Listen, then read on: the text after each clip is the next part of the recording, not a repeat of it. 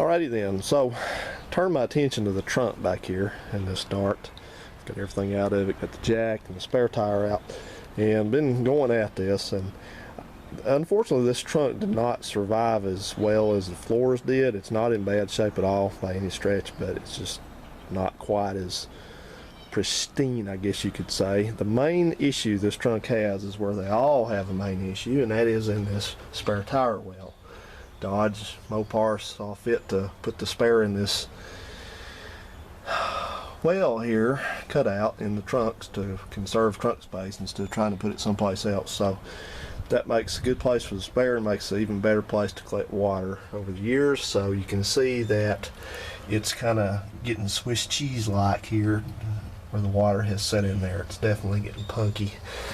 Those two holes there are not original. That's where it had a trailer hitch on it and they bolted it through the floor. I want to thank the people that did that for that. So I took my grinder and I ground down all this just to see what was what. So that's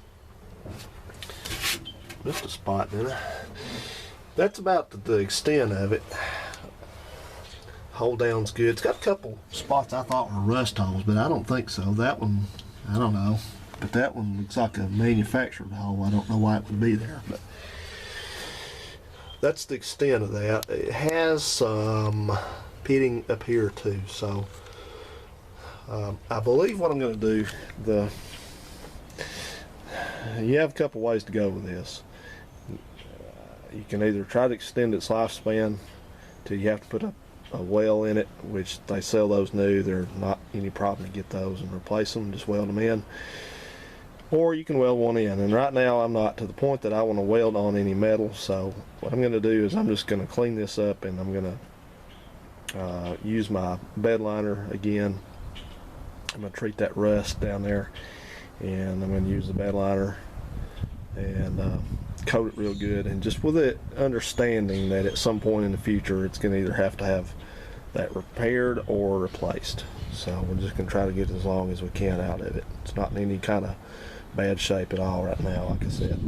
And the rest of the trunk was good, no problems there, just a little bit of surface rust. I had some areas that were a little suspicious, but they cleaned up very nicely, so that was good. That's one of the worst. That and this area up here are the two main problem areas. You can see where it had some rust there, because when the water leaks through these nice seals, that's where it goes to, or through the window seals.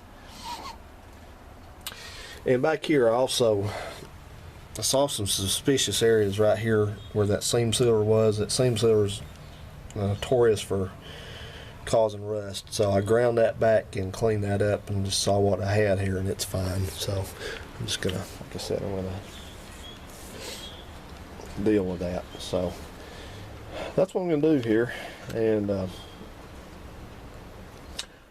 I'll pick back up on this a little later when I get more done on this. But overall I'm happy with this. I don't, it's not got any, right now it's not got anything needs to be concerned about. That you saw that make do attempt I did on that green car where I pulled the mat up, and it had, it already been fixed a couple times, and then with sheet metal, and then it had up where that seam sealer is, it had just blown out up there, and I just screwed some metal over it. But that car, that's part of the reason why that I let Uncle Phil use that car, because number one, I didn't want to be distracted with anything it needed, and number two, I didn't want to do any metal work on it. If he wants to learn how to do it or have it fixed later on, that's up to him. But I've been real good about focusing on just one thing at a time now, so I'm liking that. The only thing I don't like is how much money it's costing me. But so I haven't been buying or selling any cars, and people have been asking me about that. And I just trying to explain the best I can that you can't really make money buying and selling these cars around here. It just doesn't happen. So it's okay then. Quit rambling.